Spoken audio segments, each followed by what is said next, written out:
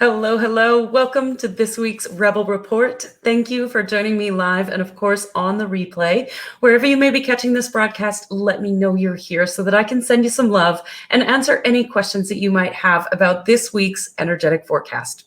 So just like we can predict the weather, just like we can predict the stock market, so too can we predict the energetic influences that we'll be experiencing based on numerological influences as well as the lunar cycles. And we've also got Mercury retrograde happening as well. Hello, Libby Lee. Yes, I always sing her name. It's a thing. All right. So diving into next week, for the week of February 15th, 2021, we've got this energy moving us forward that is all about mastery and dedication and devotion to that.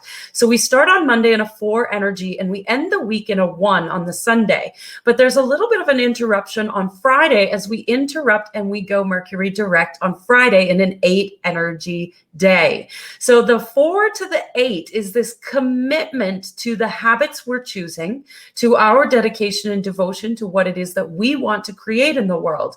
Now, we've just come through this beautiful new moon energy, and now we've got this opportunity to dedicate and devote ourselves to what's most important to us. So this weekend, before we even go into Monday, if you're watching this prior to the week, this is an opportunity for you to really reflect on what it is that you want. And as you move into next week, start putting those pieces into place. Start creating those habits. Start putting those foundational pieces in place.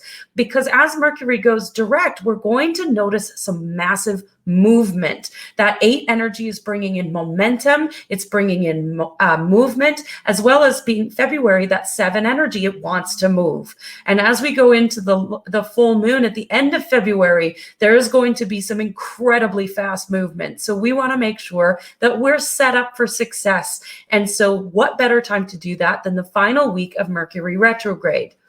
Now, on the weekend for next weekend, on the Saturday and Sunday, on that 9-1 energy, after Mercury goes direct, perfect opportunity for you to sit down and reflect on the past 3 weeks. What did I learn during Mercury retrograde? What rock did I need to take out of my shoe? What did I experience? And what is it that shifted within me so that I can now move forward knowing that I am focused and dedicated and devoted towards my intention and what I want, so that there's no more shiny objects, so that you are not drawn off by other people's opinions or what's going on in the collective or anything. If you're able to really focus in on who you are and what you want this next week, the week of the 15th, then as we move into Mercury direct, things are going to get a lot easier for you. There'll be movement, but you will have those foundational pieces in place. So it is time for mastery, my loves. It is time for mastery.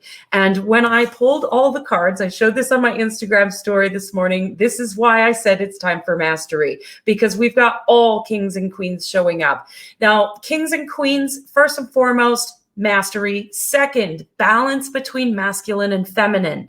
This doesn't mean that as soon as Mercury goes direct, that all of a sudden we're all supposed to go back to the hustle and grind and do all the things and get shit done and work 12 hours a day. No, please don't do that.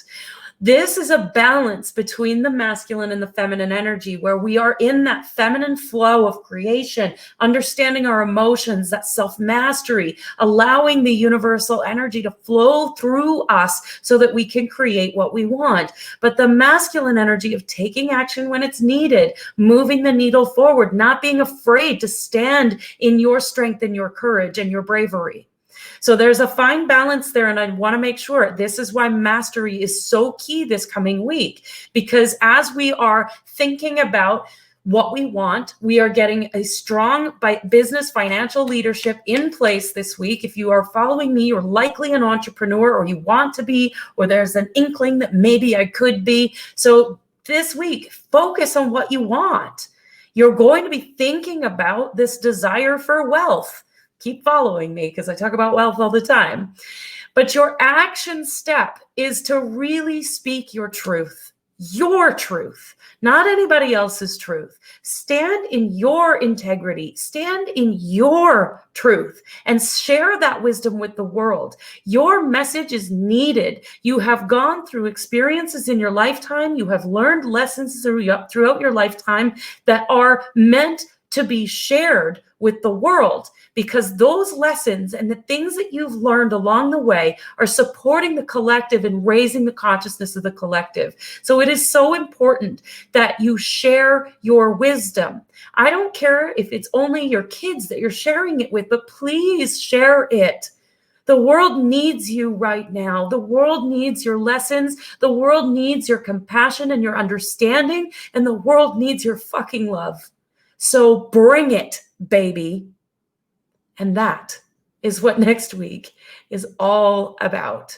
Bring your love to the world, share your truth with the world, and practice and dedicate and devote yourself to your mastery. Mastery of who you are, mastery of yourself and your emotions, and a deep understanding that you are here to help raise the consciousness of the collective. So share your wisdom with us, please. I love you, I believe in you, and I see your power. Bye for now.